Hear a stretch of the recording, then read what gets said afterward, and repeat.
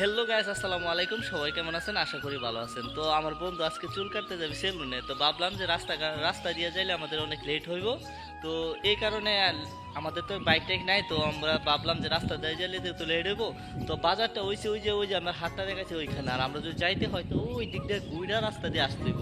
তো ভাবলাম যে ওই দিক দিয়ে না যাইয়া ওই পাথেরা যাবো, মানে পাথেরা বলতে শর্টকাট রাস্তা যেটা এটা। তো যাইতেছে আর প্রকৃতির যে সুন্দর দৃশ্য, মনোরম পরিবেশ এটা উপভোগ করতেছি।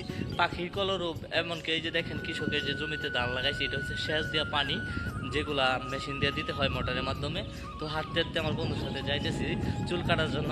তো আমরা গ্রামের ছেলেপেলেরা এইভাবেই চলাফেরা করি, কেননা বাইক টাইক থাকে না, বা মানে এরকম ঘোরাফেরা। তো এরকম মধ্যবিত্ত পরিবারের পোলারা তো কেমনভাবে চলে এটা তো আপনারা অবশ্যই জানেন, কেননা আমরা চাইলেও এত বুক বিলাসিতা করতে পারি না, আমাদের সাধ্য মতো চলতে হয়।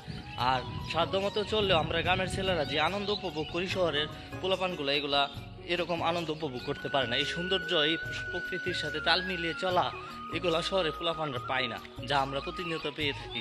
তো ওই যে দেখেন এই যে একটা লাইল, আমি হাইটা যাইতেছি, এটা আমাদের দিকে লাইল বলে। এই লাইল দিয়ে শহরের পোলাপান ভালোরা এমন পোলাপান আছে হাইটাই যাইতে পারবো না, আর আমরা এই দিক দিয়ে দৌড়া যাইতে পারবো, কেননা এগুলো আমাদের অভিজ্ঞতা আছে। আর যে এই যে প্রকৃতির যে সৌন্দর্য, যে একটা পরিবেশ বা বৈচিত্র্যময় দৃশ্য, এই দৃশ্যগুলো কখনো শহরে দেখা যায় না, বা এগুলা একমাত্র গ্রামেই দেখা যায়। ওই যে পাখির কলরব, পাখির যে কণ্ঠ, এগুলো যে শুনতে পাচ্ছি, এগুলো শহরে শোনা যায় না। শোনা যায় হয়তো কৃত্রিমভাবে, অন্যভাবে, কিন্তু গ্রামের প্রকৃতি অন্যরকম। ওই যে বাতাস, এখন তো এটা মনে হয় ফাল্গুন মাস।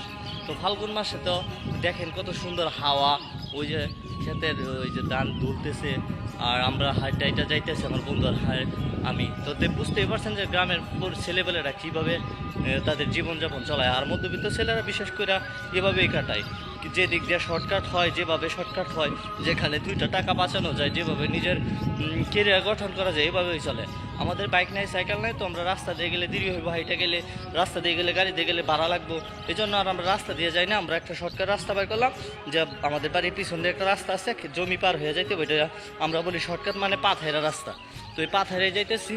তো ভিডিওটা যদি ভালো লাগে তো লাইক শেয়ার করে পাশেই থাকবেন, আর পেজটায় যদি নতুন হয়ে থাকেন তো ফলো করে দিবেন। আমরা আসলে প্রকৃত মানে ভিডিও এডিটর না, কেননা আমরা এত মানে গুছায় গাছায় কথা বলতেও পারি না, আর এরকমভাবে ভিডিও করতে পারি না। তো কথাবার্তায় যদি ভুল ত্রুটি হয় তো অবশ্যই ক্ষমার দৃষ্টিতে দেখবেন।